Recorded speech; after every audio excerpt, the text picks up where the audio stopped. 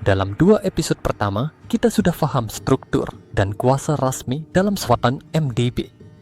Sekarang muncul satu soalan yang sering mengelirukan orang awam.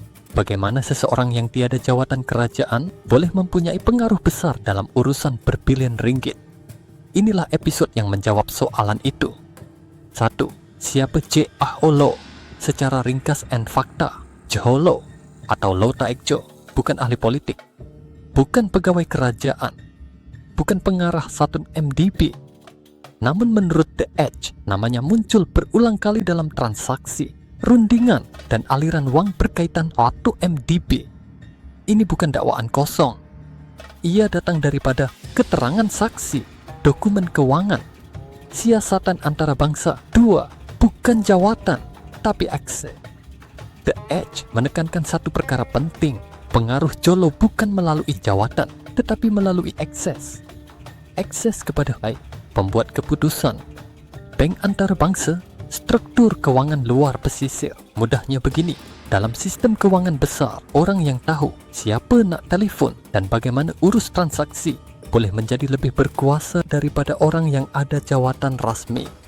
3. Peranan dalam urusan bond and pembiayaan. Menurut artikel The Edge, dalam urusan pembiayaan besar, terutamanya terbitan bond, Jolo didakwa hadir dalam perbincangan, menjadi penghubung antara pihak, mempengaruhi struktur keuangan. Walaupun namanya tidak muncul secara rasmi dalam dokumen awam, peranannya muncul melalui komunikasi dalaman, keterangan saksi, dan aliran uang. Ini yang menjadikan case ini rumit.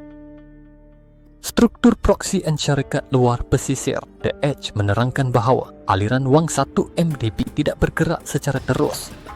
Ia bergerak melalui syarikat proksi, account luar pesisir, transaksi berlapis. Struktur ini bukan unik kepada 1 MDB. Ia biasa digunakan dalam keuangan antarabangsa.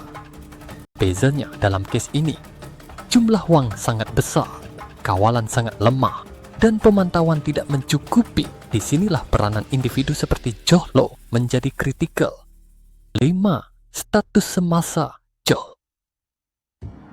Menurut laporan terkini yang dirujuk The Edge, Jolo masih bebas dan berada di luar Malaysia. Beliau menjadi individu paling dikehendaki dalam kes berkaitan Swan MDB.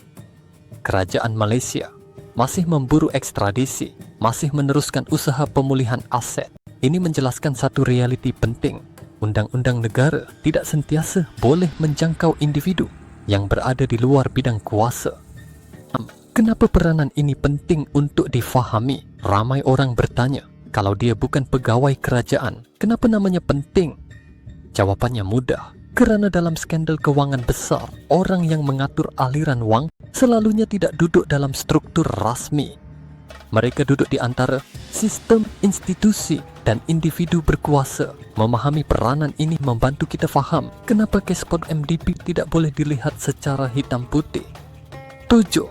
Apa gambaran besar episode ini? Jika diringkaskan, Jolo bukan pembuat dasar rasmi, tetapi beliau didakwa sebagai penghubung utama yang menggerakkan struktur keuangan kompleks saat MDB. Ini bukan kisah seorang individu semata-mata, tetapi kisah bagaimana pengaruh boleh wujud di luar sistem rasmi. Penutup episode 3. Dalam episode ini, kita faham satu perkara penting. Dalam sistem keuangan besar, kuasa tidak semestinya datang daripada jawatan. Ia datang daripada akses, rangkaian, dan keupayaan menggerakkan sistem. Dalam episode seterusnya, kita akan melihat peranan institusi keuangan antarabangsa.